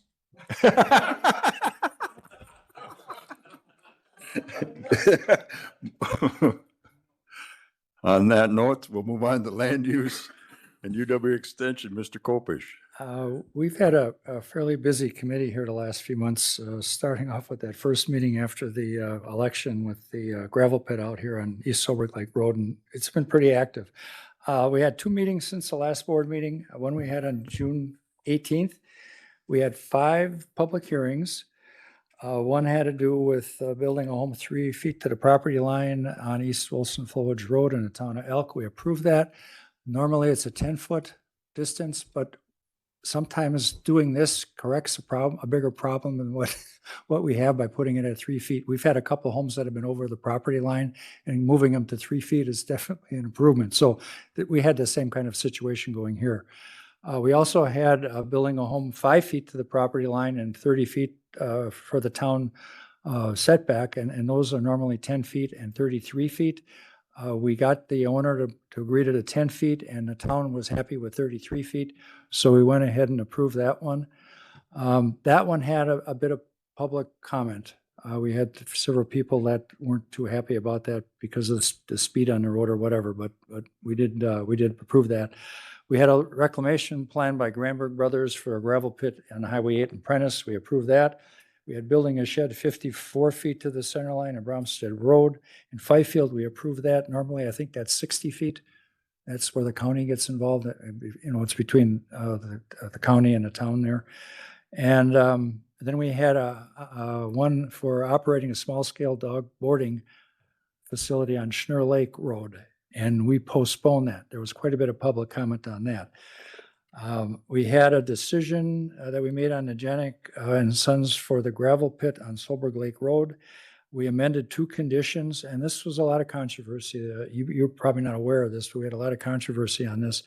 And we amended 2 conditions, and we added another one regarding a solid waste disposal site, which came up, which is the old Grandview Hotel that's buried out there. And we were able to resolve that by, you know, making sure they didn't invade that property. And so we approved that, which was not a popular decision.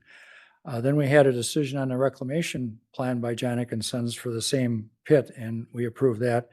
We had 2 land divisions, and because of the length of the meeting, the zoning meeting, we did not have much on land conservation or UW extension to report on. Then in our July meeting, we had 1 public hearing, and that was operating a small-scale restaurant and tavern on County Road F in the town of Fifield, which we approved. And then we had the decision on the Schnur Lake dog boarding facility, and we had some more public comment on that.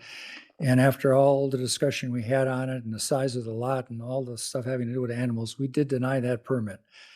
And then we had a follow-up on a gravel pit on East Silver Lake Road just to see what was going on. And we had more public comment on that. And we did allow public comment when we were talking about these issues, which is a little bit out of the ordinary, but we wanted to make sure we were hearing people. But we did get a verbal, and most of it had to do with noise and the start time in the morning. And Janix agreed to starting at 7 instead of 6, which was the condition we put in there. And that was probably for a 2-week period. I went out there last week.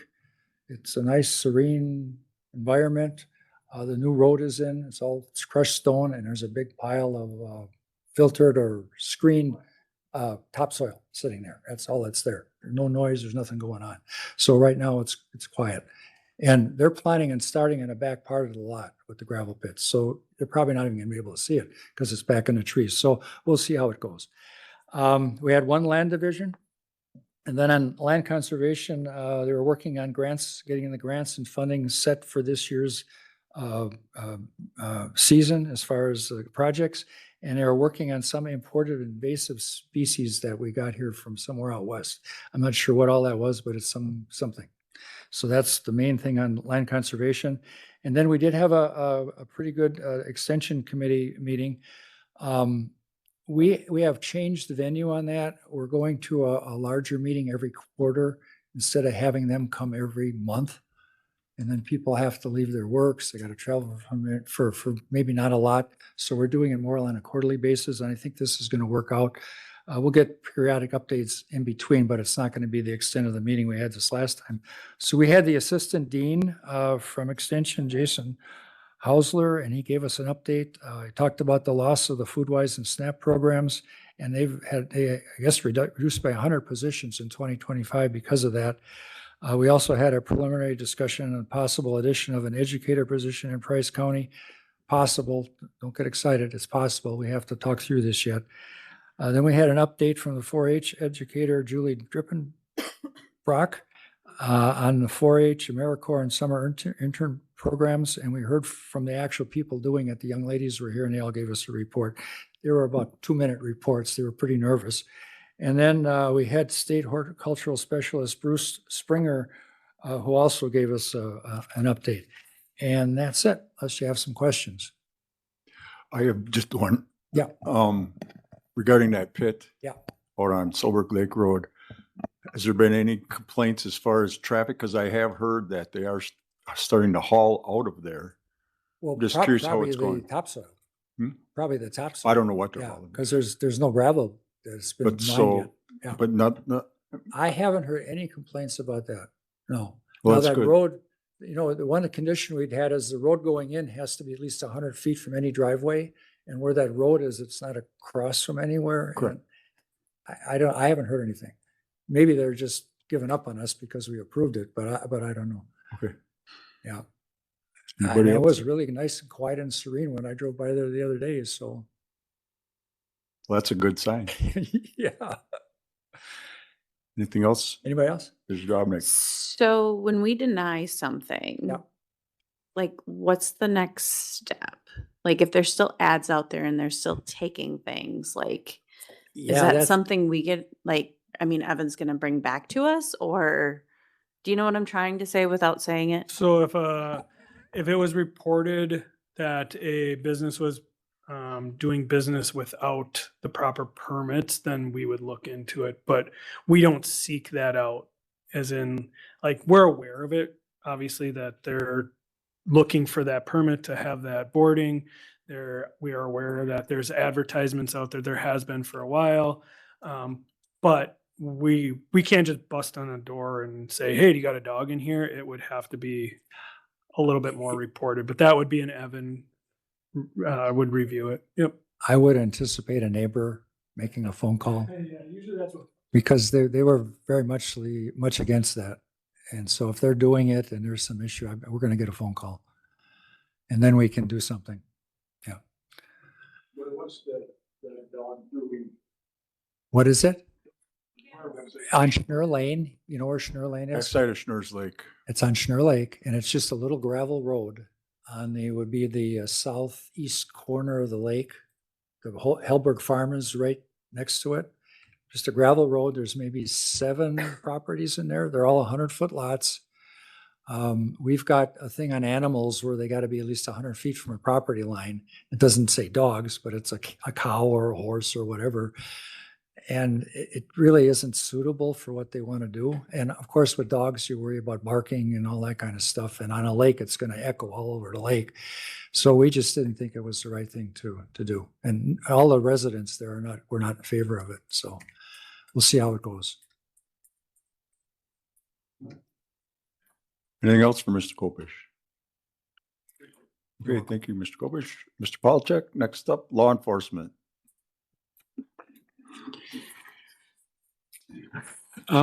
We met on August 13th. We had public comment from Brittany Volkman of Medford, Taylor County, spoke on a non-agenda item. Coroner report. Coroner Casey took office, 6 reported deaths, 6 cremations. In May, 18 reported deaths, 17 cremations, 1 burial, 1 autopsy. June, 16 reported deaths, 15 cremations, 1 burial, 3 autopsies. In July, 16 reported deaths, 12 cremations, 4 burials, 1 autopsy. Business is picking up since she got in.